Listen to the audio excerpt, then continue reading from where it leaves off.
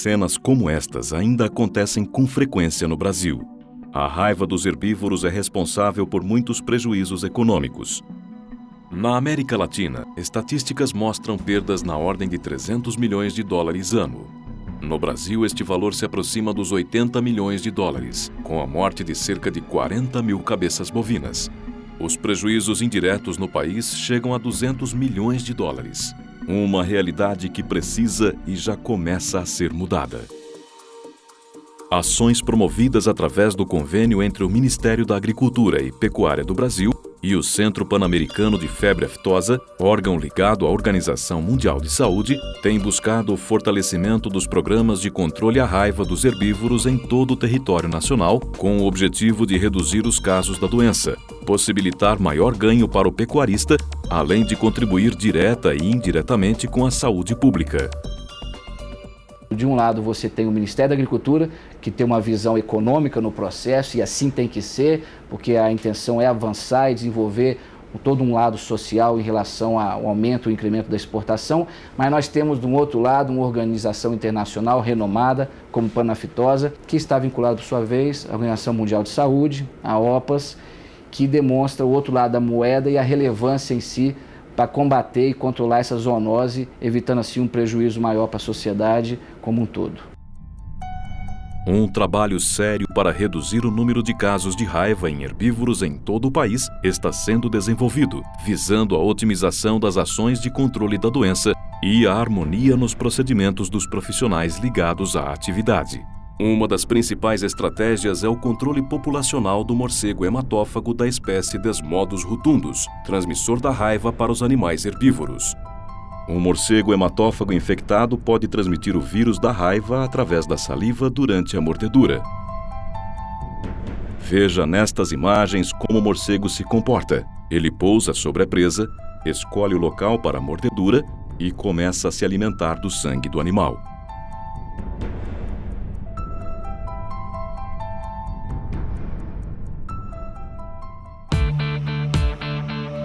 Para tornar mais eficiente o trabalho de controle e prevenção da raiva em herbívoros, o Ministério da Agricultura, em parceria com o Centro Pan-Americano de Febre Aftosa, vem realizando cursos de treinamento e padronização das ações junto aos órgãos estaduais de defesa sanitária animal, ligados ao controle da raiva em todo o país.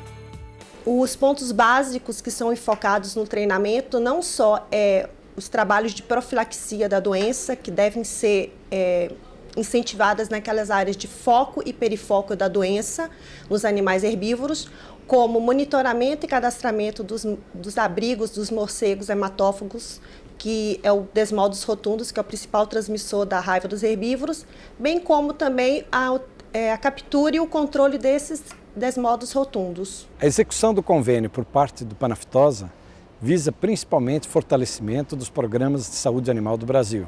É o exemplo da raiva, onde os gerentes estaduais estão sendo treinados como gerentes, os executores estão sendo treinados a campo na parte de captura e também todo o equipamento para a realização dos trabalhos está sendo fornecido. O treinamento, que começou com um curso sobre gerenciamento do Programa de Controle da Raiva em Herbívoros para os responsáveis pela saúde animal dos estados, agora se estende a agentes e técnicos agropecuários, além de profissionais ligados à saúde pública. Uma iniciativa para valorizar e preparar aqueles que realmente vão a campo e efetivamente executam as ações de controle. Instalados confortavelmente neste hotel no município de Guararema, cidadezinha do interior de São Paulo, rodeada de montanhas e cortada pelo rio Paraíba do Sul, agentes e técnicos agropecuários das regiões sul e sudeste do país participaram do primeiro de 4 cursos preparatórios que foram ministrados para um total de 140 equipes, 320 técnicos em todo o Brasil. Adaptado à realidade de cada região, o curso tem um vasto programa de treinamento, do teórico ao prático, com participação de instrutores de diversas áreas de atuação, aptos a transmitir conceitos sob diferentes pontos de vista. E para absorver melhor esses conceitos e garantir maior participação e interação do grupo, o curso utiliza uma metodologia própria da Organização Pan-Americana de Saúde, que é baseada nas teorias da andragogia e educação para adultos e nas técnicas de dinâmica de grupo. fato da gente estar aqui facilita a aprendizagem e torna também esse encontro o mais prazeroso possível. Quer dizer, de alguma forma, nós também proporcionamos alguma expressão de alegria, algum entretenimento também em todas as técnicas que a gente usa. Depois da descontração, discussão séria, com informações importantes sobre a raiva. A raiva dos herbívoros é uma doença causada por um vírus, portanto é uma virose que acomete o sistema nervoso central dos mamíferos do modo geral, inclusive o homem. Formas de transmissão e cuidados a serem tomados para um controle eficaz da doença estão entre os assuntos de maior importância. Mas a localização e o monitoramento de colônias com morcegos hematófagos merecem atenção especial. Nessa aula, os técnicos entendem por que o GPS, Sistema de Posicionamento Global, é uma ferramenta fundamental para os bons resultados no campo. O aparelho é um dos 76 itens de um kit de trabalho que está sendo fornecido às equipes pelo Ministério da Agricultura. Muitos técnicos usarão o GPS pela primeira vez. Ainda nem todos os estados do Brasil utilizam dessa tecnologia, né? Então a intenção do Programa Nacional é que nós tenhamos uma padronização no Brasil. E inclusive do GPS, né? Então nós estamos mostrando o funcionamento, como você regula o GPS, como você marca um ponto, como você vai até um local, ou então a que distância você está de um ponto. Tá? Isso é muito útil no trabalho do dia a dia. A importância de você localizar e georreferenciar, que a gente fala os abrigos, é o seguinte: qualquer pessoa pode chegar nesse abrigo, não só aquele que encontrou, e você pode jogar no mapa e você pode fazer estudos. Área de ação do morcego, ocorrência de raiva, você pode planejar a sua atividade. Além da habilidade com o GPS, os técnicos também precisam ter conhecimento para diferenciar o Desmodus rotundus, o principal transmissor da raiva para os herbívoros, das outras espécies de morcegos. Nós temos vários morcegos na natureza e, apesar deles se parecerem muito, a gente sabe que eles têm características totalmente diferentes. E o objetivo de trabalho deles é justamente trabalhar com os morcegos hematófagos. Então, nos trabalhos de captura, de prevenção da raiva, pode ser que eles acabem capturando morcegos que não são interessantes para o trabalho. Então, a gente ensina a caracterizar morfologicamente, a diferenciar morfologicamente todos os morcegos, que é justamente para a gente trabalhar somente com aqueles que são interessantes para o controle da raiva, que são os hematófagos. E depois de toda a teoria, chega a hora de colocar em prática o que foi aprendido. O momento da captura é o mais esperado. O grupo é dividido em equipes para uma captura na fonte de alimentação do morcego. Os instrutores de campo são técnicos com larga experiência em planejamento e execução dessa atividade. A equipe azul segue por alguns quilômetros até essa pequena propriedade na zona rural de Guararema. Sob os olhos atentos do instrutor, os técnicos traçam a estratégia e montam as redes. Antes do cair da noite, uma explicação sobre o uso de vampiricidas. Nos animais que já foram agredidos, a pasta em torno do ferimento mata o morcego, que geralmente volta para sugar a vítima.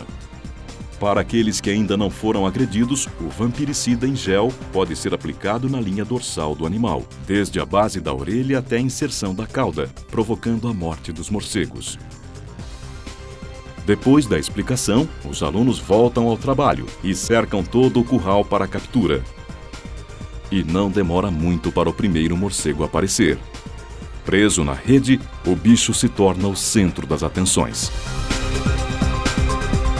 A primeira característica que a gente vai observar no morcego é a folha nasal rudimentar. Ele é um morcego que apresenta orelhas pontudas, olhos relativamente grandes. Além disso, ele apresenta uma membrana interfemoral pouco desenvolvida e desprovida de pelos. Ele possui uma fenda inferior no lábio em formato de V, que é justamente aonde a língua ela desliza no movimento de lambedura do animal para ele conseguir sugar o sangue. Depois de capturado, vai ser colocado uma pasta vampiricida nas costas, depois solto novamente. No dia seguinte, um novo desafio. Em vez de esperar pelo morcego, a equipe vai à procura dele. É a chamada captura em abrigo sendo colocada em prática. Nós temos dois tipos de abrigos. Aqueles abrigos que nós classificamos como abrigos naturais, então são árvores, são cavernas. E existe aqueles abrigos que o homem construiu, que são os abrigos artificiais. Hoje nós estamos aqui ao lado de um abrigo artificial, que é um bueiro de escoamento de água debaixo de uma rodovia. Nós temos casas abandonadas, porão de fazendas, fornos carvoeiros abandonados. A galeria é longa e os morcegos geralmente ficam no fundo dela. Divididos em grupos, os técnicos entram no abrigo e encontram um ambiente escuro, úmido e com muita lama. Os primeiros morcegos, assustados com a movimentação, começam a aparecer. Bem no final do túnel já dá para ver uma grande colônia. Com a ajuda de um pulsar, alguns morcegos são capturados. Aqui também, o uso do vampiricida vai ser fundamental para o controle da colônia. Mais ou menos 2 gramas de pasta são colocados no dorso do animal. O hábito de se lamber faz com que cada morcego tratado seja capaz de eliminar outros 15 da colônia. Vale lembrar que para este tipo de atividade, o profissional precisa estar bem protegido. Para concluir os trabalhos, todo abrigo deve ser cadastrado, com as coordenadas para localização e informações sobre a estrutura do local.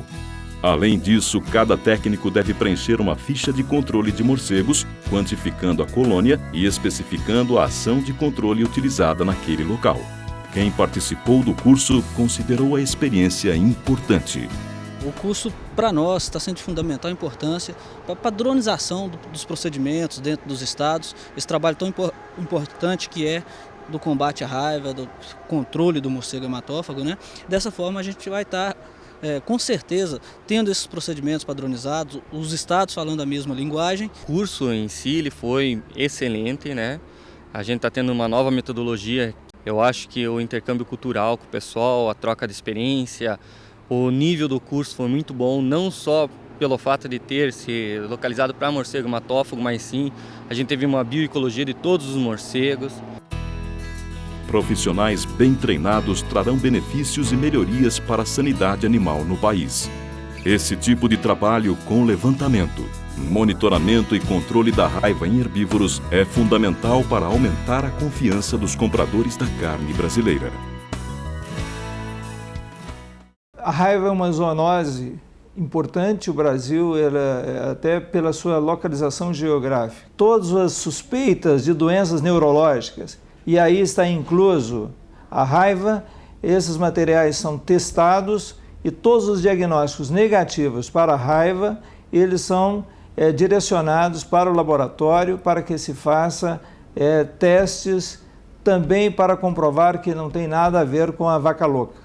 Portanto, estamos nos preparando para, num período, talvez no próximo ano, já requerer junto à OIE a condição de um país totalmente livre da doença. Esse convênio entre o Centro Pan-Americano de Febre Aftosa e o Ministério da Agricultura e Pecuária do Brasil tem duração prevista de 5 anos e pode se tornar referência para o desenvolvimento de novas ações relacionadas à sanidade animal e saúde pública.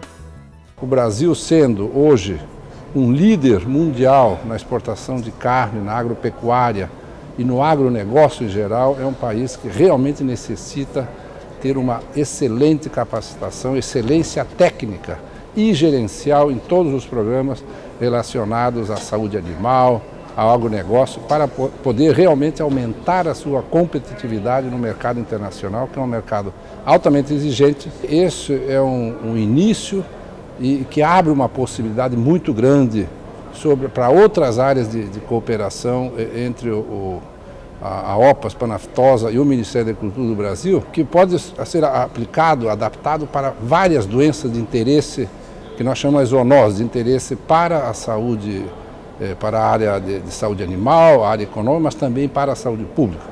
E além disso, Eu acho que esse traz também uma oportunidade única para favorecer não só o Brasil, mas também os países, digamos, do Mercosul, os países vizinhos, com o qual o Brasil tem fortes relações e que poderia também serem beneficiados com esse projeto.